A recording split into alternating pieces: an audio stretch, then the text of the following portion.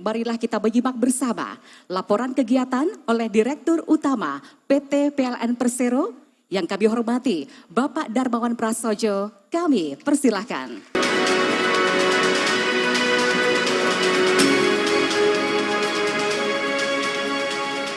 Bismillahirrahmanirrahim. Assalamualaikum warahmatullahi wabarakatuh. Selamat pagi, sugeng nginjang, salam sejahtera untuk kita semua. Om Swastiastu, Namo Buddhaya, salam kebajikan. Dari kota sampai ke desa, semua listrik pasti menyala. TKDN menjadi komitmen bangsa, industri nasional yang kokoh dan mendunia. Yang kami hormati, kami banggakan, Pak Menko Perekonomian, Pak Ketum, Pak Erlangga Hartarto, matur sembah nuwun Pak atas kehadirannya. Pak Menko ini aslinya dari Delanggu dan kebetulan saya dari Delanggu juga, ini ternyata adalah senior kami yang satu kampung dengan saya. Aplaus lagi untuk Pak Erlangga Hartarto. Dan tadi dari diskusi dengan beliau, visi misi beliau jelas, roadmap beliau sangat jelas. Kalau berbicara dengan beliau, kita ngomong baru opening saja, langsung diberi arahan begini Pak Dirut. Nanti langkah-langkahnya seperti sampai detail. Jadi dalam hal ini matur sembah nuwun Pak atas kepemimpinannya, inspirasinya, bimbingannya, sehingga kita semua bisa berkumpul di sini dalam suasana yang penuh semangat api perjuangan. Sekali lagi terima kasih ini Pak Menko, Pak Erlangga Hartarto. Di sini juga ada Pak Menteri SDM diwakili Pak Dirjen Gatrik, Pak Dirjen Energi Baru Terbarukan sekaligus komisaris kami. Jadi kami juga bingung nih jabatannya yang mana. Juga senior kami yaitu Pak Dr. Dadan Kusdiana. Aplaus lagi untuk Pak Dadan Kusdiana. Kemudian juga di sini dari BOD PLN, Dirut Anak Perusahaan, seluruh insan PLN yang ada di sini. Terima kasih atas kehadirannya. Yang saya banggakan juga para peserta eksibisi FGD Talkshow, rekan-rekan media yang hadir di sini. Mohon izin Pak Menteri, Pak Menko, kami ini spendingnya per tahun Pak, 300 triliun rupiah Pak. 200 triliun di spendingnya adalah untuk industri dalam negeri. Berapa juta orang, pegawai, pekerja yang hidup di dalam ekosistem ini, lebih dari 4 juta pekerja. Nah untuk itu aplaus lagi untuk ekosistem PLN, rekan-rekan PLN yang hadir di sini.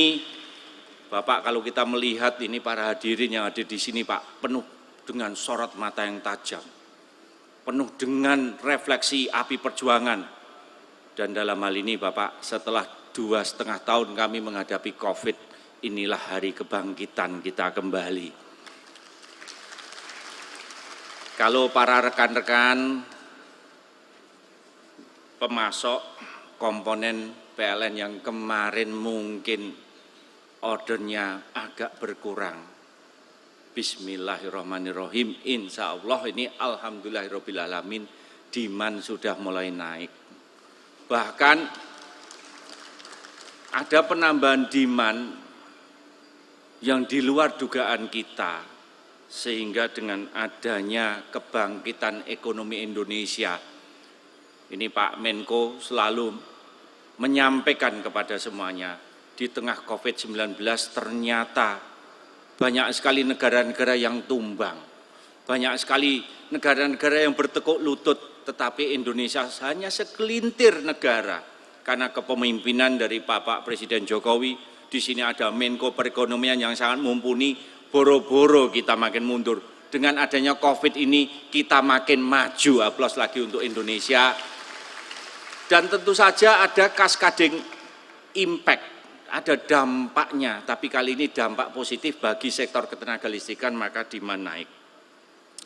Mohon izin nih Pak Menko, kami juga melaporkan Pak, di awal-awal dulu memang kami menghadapi tantangan, kalau ada komponen yang belum bisa diproduksi dalam negeri ya sudah kami terpaksa impor. Tapi kami selalu menyampaikan 2 tahun tolong dibangun manufacturing capacity di dalam negeri. Alhamdulillah ini semuanya sudah bisa terlaksana. Nah begitu sudah terbangun manufacturing capacity di dalam negeri, maka dalam lelangnya komponen yang harus diimport dengan terpaksa kami remove. Kami menekankan pada kekuatan dalam negeri. Aplaus lagi untuk kita semuanya. Kemudian kalau ini sudah bisa terjadi, maka kami meningkatkan dengan adanya passing grade. Kalau tadinya 25%, bagaimana kita meningkatkan menjadi 45%, 50%, dan seterusnya. Nah, untuk itu saya sendiri di sini mengarahkan direktur yang membawai ini adalah Direktur Manajemen Project dan Energi Baru Terbarukan. Nih, Pak Wilujoni mohon berdiri nih, biar tahu semuanya nih dalangnya siapa. Di sini juga ada IVP rantai pasok Pak Imtihan, di mana Pak Imtihan? Pak Imtihan itu. Kemudian juga Pak Anang, mana Pak Anang? Nih, ini dalang-dalangnya sudah harus ketahuan nih siapa nih dalangnya. Nah, untuk itu kami mengarahkan Pak Menko membangun ekosistem yang kondusif untuk berkolaborasi, membangun ekosistem yang kondusif untuk berinovasi.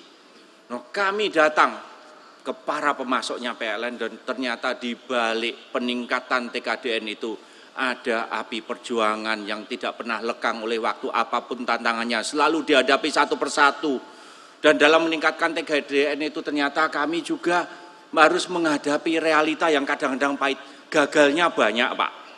Suksesnya hanya sedikit, tetapi dalam kegagalan itu tidak pernah ada api perjuangan yang padam. Untuk itu plus lagi untuk ekosistem PLN di sini. Bahkan di sini ada success story di mana salah satu pabrikan itu mendirikan pabrik karena dia memenangkan suatu kompetisi berinovasi di tahun 2004. Kemudian mendirikan pabrik. Ternyata banyak sekali permasalahan teknis satu persatu bisa dihadapi, dan saat ini ada salah satu pabrik yang terbesar di Asia Tenggara itu adalah lahir dari rahimnya PLN. Aplaus lagi untuk kita semuanya. Tadi Pak Menko juga lewat, di situ ada suatu komponen yang kalau diimport itu harganya 1,4 miliar. Tapi ternyata begitu menggunakan reverse engineering harganya hanya 150 juta rupiah saja. Luar biasa. Di sini juga ada suatu cerita di mana banyak sekali teman-teman di sini membangun namanya Generation 1, Pak. Generation 1 beli alat dari luar negeri, kemudian di reverse engineering Generation 1. Kemudian nanti selanjutnya Generation 2 itu berarti sudah ada inovasi dari lokalnya. Nah, dari sini saya sudah mengarahkan kepada tim kita di PLN, tolong bagaimana inovasi ini diapresiasi. Tolong bagaimana inovasi membangun kapasitas nasional agar dalam rangka Indonesia berdikari itu bisa dimasukkan dalam kerangka proses lelang sehingga ini bisa diutamakan. Aplaus lagi untuk kita semuanya. Nah, dalam proses ini kami juga menemukan ternyata perlu dibangun rantai pasok baru, sebagai contoh trafo. Ada trafo yang lokal kontennya baru 26%, Pak Menko mohon izin melaporkan, Pak. Lah kok tidak bisa naik, ternyata core-nya Bapak itu ternyata masih harus diimport. Kami tanya itu bagaimana, butuh apa? Ternyata silikon steel. Tadi Pak Menko juga melontarkan, ini tantangan yang tidak mudah, Pak. Nah, saya berdiskusi dengan rekan kami dari Dirut Krakatau Steel, ternyata salah satu produsennya adalah dari POSCO, dan kita hari ini akan menandatangani menjajaki MOU. Kalau ini bisa diproduksi dalam negeri, kami siap untuk mengunci agar core-nya harus dari dalam negeri. Artinya ini adalah kaptif bagi inovasi manufacturing capacity dari dalam negeri. Aplaus lagi untuk kita semuanya. Dan ini menggambarkan bagaimana kita berkolaborasi.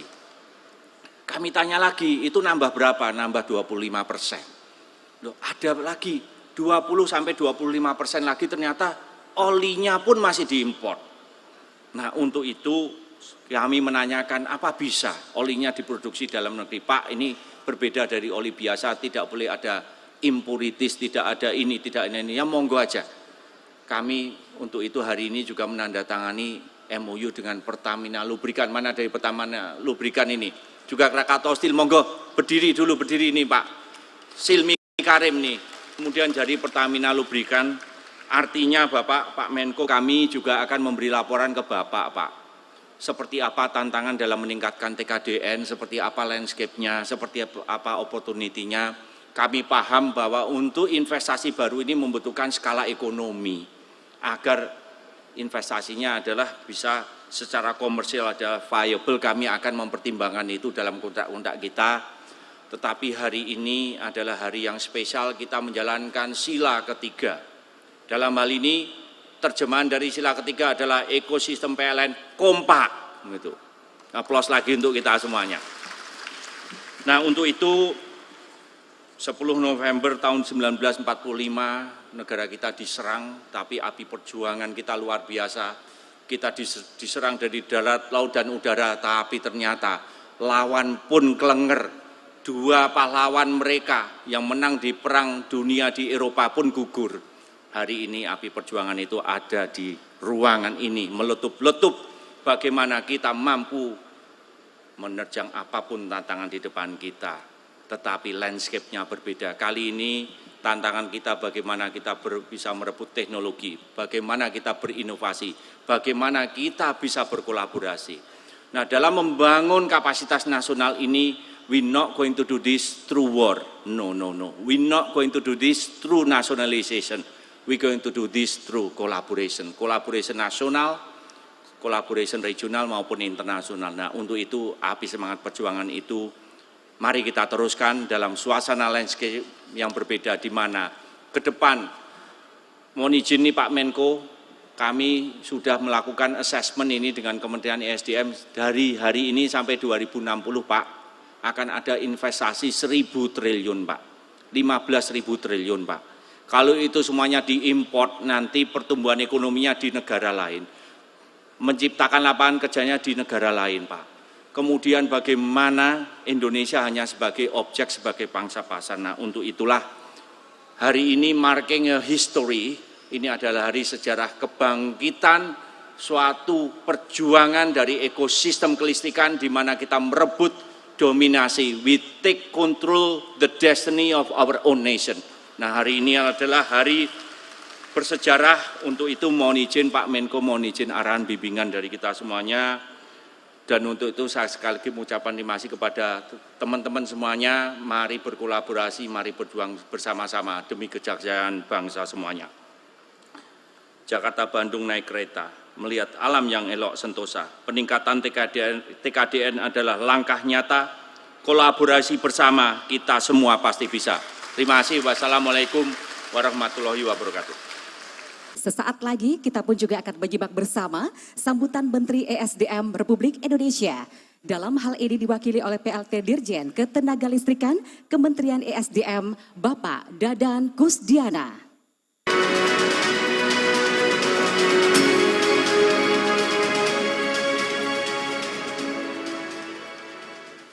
Bismillahirrahmanirrahim. Assalamualaikum warahmatullahi wabarakatuh. Selamat pagi, salam sehat, salam sejahtera untuk kita semua. Yang terhormat Bapak Menteri Koordinator Bidang Perekonomian, mohon izin Pak, kami mewakili Bapak Menteri ESDM. Yang kami banggakan, Direktur Utama PT PLN dan BOD dan seluruh dari PLN Group. Ibu Bapak sekalian, para peserta acara PLN Locomotion 2022 dan hadirin yang berbahagia. Puji syukur kita panjatkan kepada Allah Subhanahu wa Ta'ala, Tuhan Yang Maha Esa. Alhamdulillah kita bisa berkumpul di sini, menyaksikan dan diberikan kesehatan untuk acara yang insya Allah sangat baik dan tadi menangkap semangat yang sangat besar dari Pak Dirut untuk mendorong sektor yang menurut kami ini sektor yang sangat strategis dan besar memberikan manfaatnya. Pak Menko, Ibu Bapak sekalian, dalam 12 tahun terakhir pertumbuhan ekonomi Indonesia meningkat sangat baik, secara rata-rata angkanya sekitar 5% per tahun. Ini di masa sebelum pandemi, dan tadi Pak Dirut juga menyampaikan bahwa sudah terjadi pertumbuhan demand dan kami juga memang memantau angka-angka tersebut dan ini tentunya nanti berimplikasi pada peningkatan konsumsi listrik di dalam negeri. Sesuatu hal yang sangat baik karena ini sesuatu yang produktif ya. Naiknya konsumsi listrik di dalam negeri tentunya perlu diimbangi dengan pengembangan infrastruktur ketenagalistrikan, baik itu dari sisi pembangkit, transmisi, distribusi, sampai kepada peralatan pendukungnya di seluruh tanah air. Dalam pengembangan infrastruktur ketenagalistrikan, penggunaan produk dalam negeri diatur secara khusus Pak Menko di dalam Peraturan Menteri Perindustrian Nomor 54 Tahun 2012 tentang pedoman penggunaan produk dalam negeri yang diharapkan tentunya dapat meningkatkan daya saing industri nasional, meningkatkan lapangan kerja, dan juga pada akhirnya akan menghemat devisa negara. Upaya peningkatan produk dalam negeri khususnya pada infrastruktur ketenagalistrikan ini juga sejalan dengan arahan Bapak Presiden yang sering Bapak Presiden sampaikan dan juga amanat Peraturan Presiden Nomor 14 tentang percepatan pembangunan infrastruktur ketenagalistrikan. Dalam Perpres tersebut, penggunaan produk lokal menjadi salah satu poin utama dalam pembangunan infrastruktur ketenagalistrikan. Kami juga laporkan Pak Menko bahwa secara umum realisasi TKDN di subsektor ketenagalistrikan sampai triwulan ketiga 2022 ini telah mencapai 39,86% dari target sebesar 35%. Jadi kita sudah melewati target tersebut, alhamdulillah. Capaian tersebut meliputi TKDN untuk pembangkit di PLTU, PLTA, PLTP, PLTG, PLTGU, dan juga PLTS, industri yang sekarang mendapatkan perhatian yang sangat besar. Juga di transmisi, baik itu SUTET, SUTT, SKTT, ini angkanya sudah jauh lebih tinggi, menjadi 58,36%, gardu induk sebesar 52,52%, dan distribusi, baik itu tegangan menengah maupun tegangan rendah ini sebesar 60,53%. Jadi kita melihat ini suatu angka yang semakin lama semakin baik untuk produksi di dalam negeri. Pak Menko, Ibu Pak hadirin yang berbahagia, untuk mewujudkan peningkatan TKDN di subsektor ketenagalistrikan, memang kita alami ini cukup menantang. Dalam beberapa hal malah sangat menantang. Mengingat selama ini dalam beberapa hal produk lokal yang dihasilkan tidak terserap secara maksimum karena dari sisi harga dinilai tidak bersaing jika dibandingkan dengan produk impor. Selain itu, kualitas produk yang masih belum mendapatkan kepercayaan serta penyediaan barang dan jasa yang lebih lama membuat produk dalam negeri dalam beberapa case ini sulit mendapatkan tempat. Tapi tadi saya mendengar langsung dari Pak Dirut, secara khusus untuk yang berada di dalam PLN ini sudah banyak yang dilakukan dan sudah ada rencana untuk memastikan bahwa produk dalam negeri ini bisa masuk di dalam sistem pengadaannya PLN. Kondisi tersebut yang membuat pelaksana proyek ketenagalistrikan dalam rangka memenuhi TKDN ini dalam beberapa kasus Pak Menko mengajukan pertimbangan teknis atau dalam bahasa umum ini relaksasi kepada Kementerian Perindustrian, yang ini sebetulnya berpotensi menurunkan capaian nilai TKDN secara khusus untuk subsektor ketenagalistrikan. Jadi ini salah satu cara untuk memastikan bahwa dua-duanya bisa berjalan, Pak Menko, dari sisi TKDN-nya berjalan, tapi dari sisi keperluan pembangunan ini juga harus tetap tepat waktu. Dalam rangka mengatasi hal tersebut, tentunya diperlukan sinergi, kolaborasi, dukungan, dan keterbukaan dari semua pihak melalui pembentukan, misalkan kami usulkan sebuah forum yang dapat mempertemukan dan memfasilitasi pemenuhan TKDN antara Badan Usaha Pembangun Infrastruktur dengan produsen manufaktur dalam negeri sebagai mitra kerja yang diharapkan bisa berjalan secara optimal sesuai kapabilitas industri terkini di dalam negeri. Jadi kami di Kementerian ESDM memastikan bahwa marketnya terbentuk, tapi ini tentunya ini harusnya mendukung investasi di sisi hulunya. Misalkan secara khusus, misalkan industri PLTS. Marketnya cukup besar di dalam negeri, di dalam RUPTL angkanya hampir 5 gigawatt. termasuk juga program-program yang di-endorse oleh Pak Menko untuk program PLTS atap dan PLTS skala besar untuk di Kepulauan Riau. Kami mengapresiasi tentunya kepada PLN sebagai salah satu BUMN yang telah menyelenggarakan acara PLN Locomotion. Terima kasih Pak Dirut, ini singkatannya juga sangat baik ya untuk acara ini, yang melibatkan berbagai stakeholders dalam rangka mendukung terwujudnya TKDN subsektor ketenagalistrikan. Semoga acara pada hari ini bisa berjalan dengan lancar dan semoga PLN Locomotion 2022 dapat menjadi awal yang baik untuk mencapai pemenuhan TKDN subsektor dalam negeri sehingga kita pada akhirnya menjadi tuan di negeri sendiri. Demikian yang kami sampaikan. Terima kasih. Wassalamualaikum warahmatullahi wabarakatuh.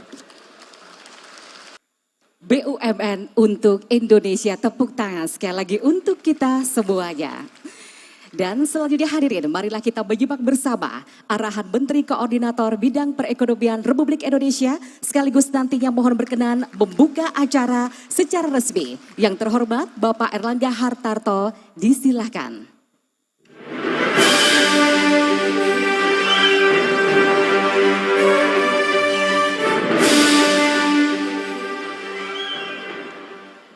Assalamualaikum warahmatullahi wabarakatuh.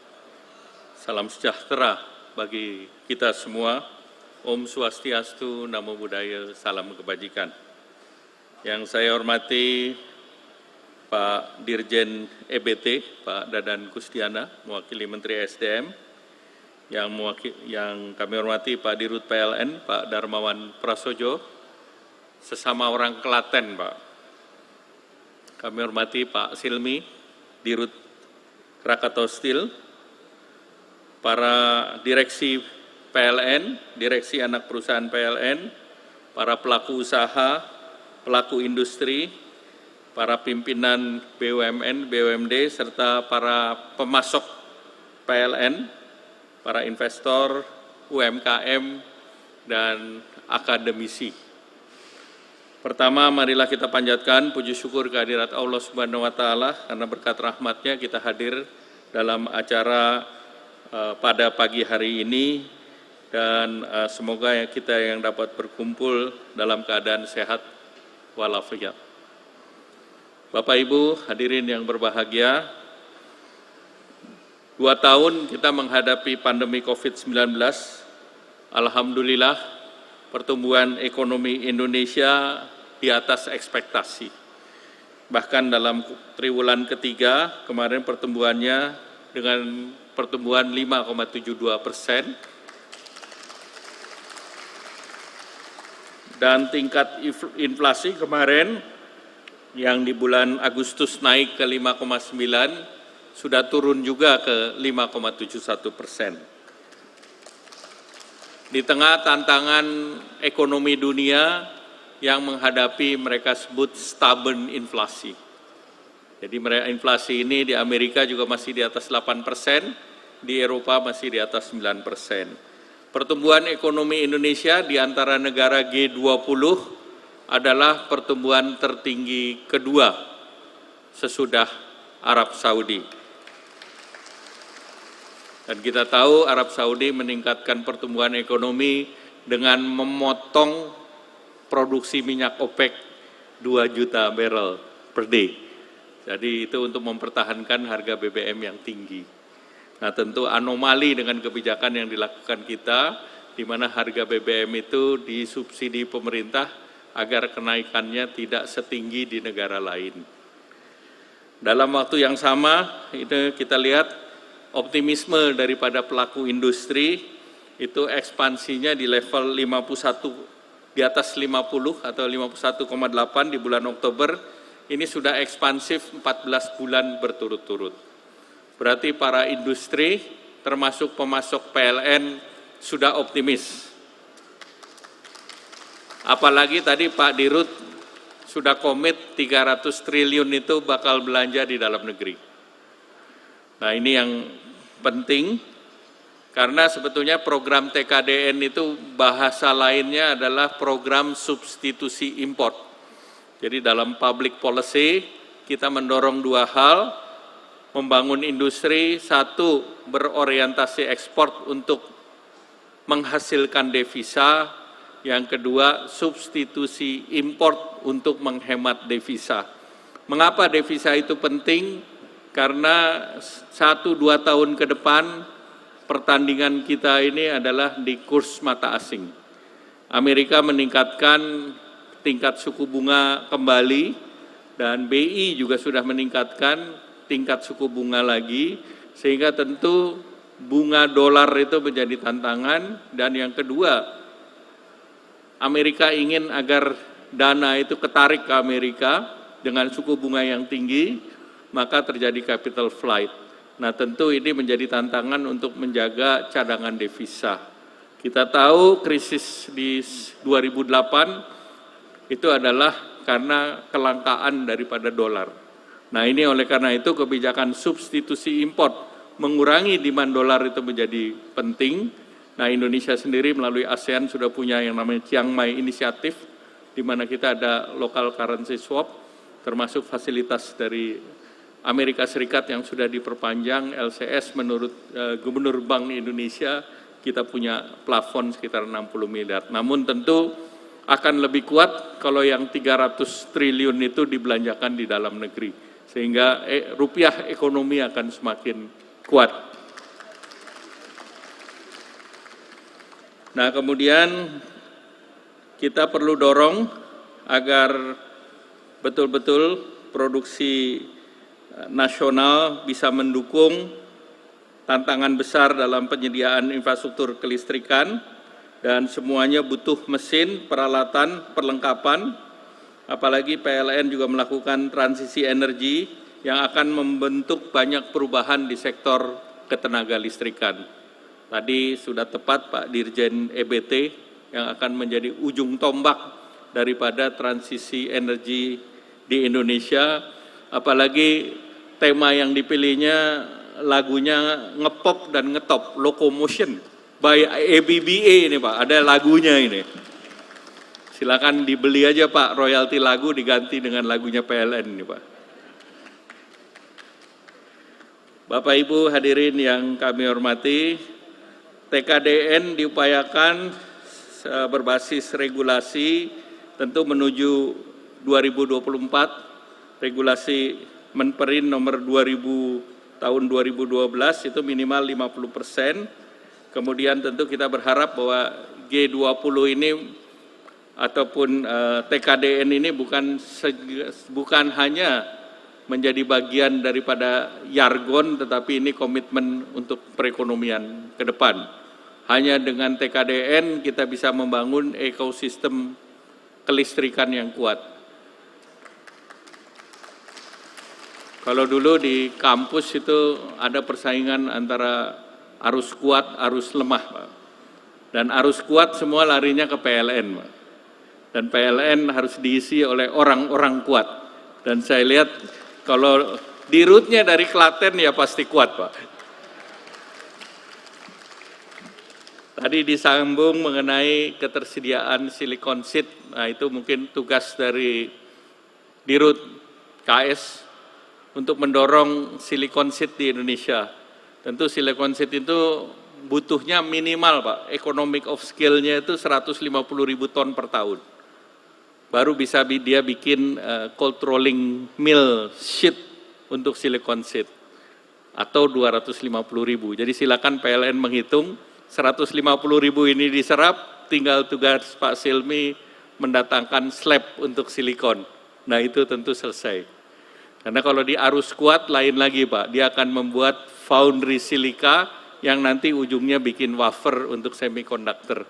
Nah ini juga pemerintah akan dorong, kami juga dorong bahwa dunia sekarang supply chain yang terganggu adalah semikonduktor.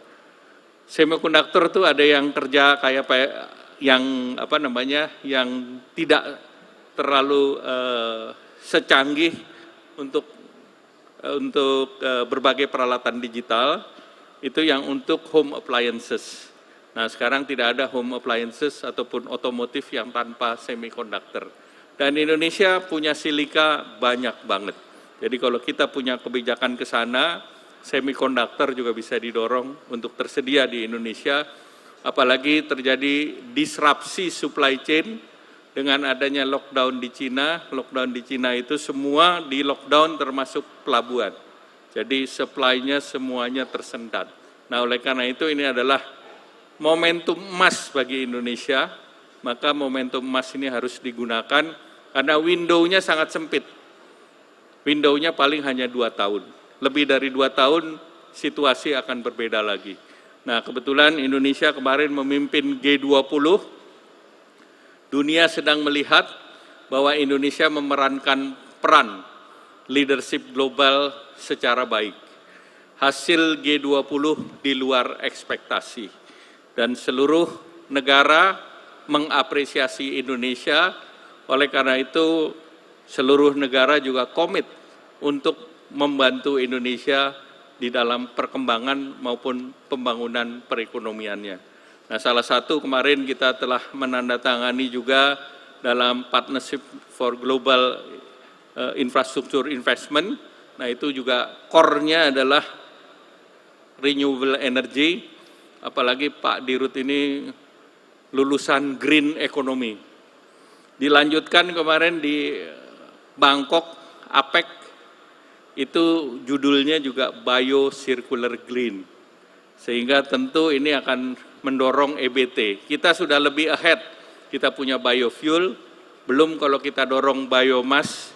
Nah, biomass ini juga balik lagi ke ESDM maupun ke PLN agar off-take-nya diberikan lebih baik, karena bio ini adalah ekonominya, energinya rakyat. Nanti one step ahead lagi dari bio adalah metan. Based on metan. Agriculture itu kan hampir seluruhnya metan. Nah, kalau PLN juga bisa membantu metan base, ini juga menjadi sebuah hal yang luar biasa. Saya percaya kalau lulusannya green, nggak akan jauh-jauh dari green. Apalagi sudah ada keputusan APEC, G20, sudah komitmen leader dunia, dan apalagi kita mendapatkan alokasi melalui JETP sebesar 20 billion US dollar.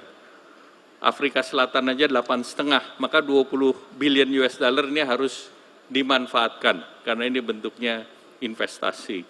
Kemudian kami juga kemarin monitor pengembangan cascade power plant berbasis hydro yang akan distudi di Kalimantan Utara, yang intinya dari pemilik hydro ini akan menukar dengan pemilik PLTU. Sehingga tentu ini salah satu energy transition mechanism yang belum pernah ada di dunia. Jadi ini Indonesia kembali menjadi pionir. Jadi saya tekankan di sini, kalau Arab Saudi rajanya fossil fuel, maka raja berikut adalah Indonesia, rajanya green energy. Jadi ini yang dunia sudah melihat, potensi green energy dunia, tidak ada satu negara yang bisa mengalahkan Indonesia. Kalau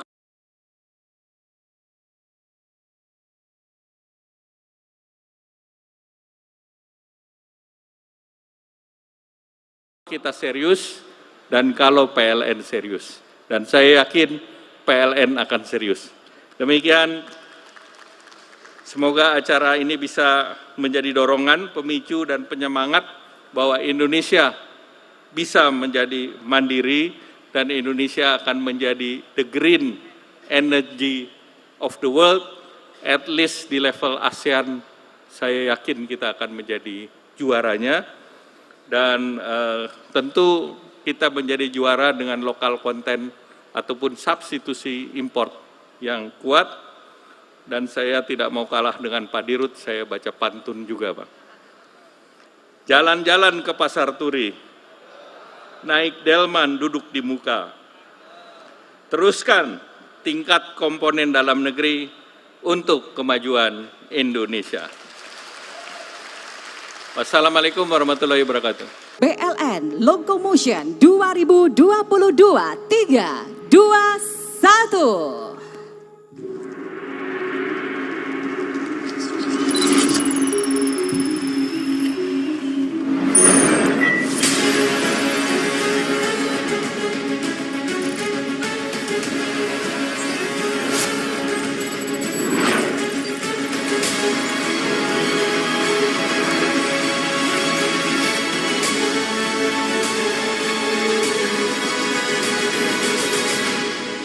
Jangan lupa subscribe dan hidupkan lonceng notifikasinya ya, agar tidak ketinggalan video-video terbaru IKPLN TV.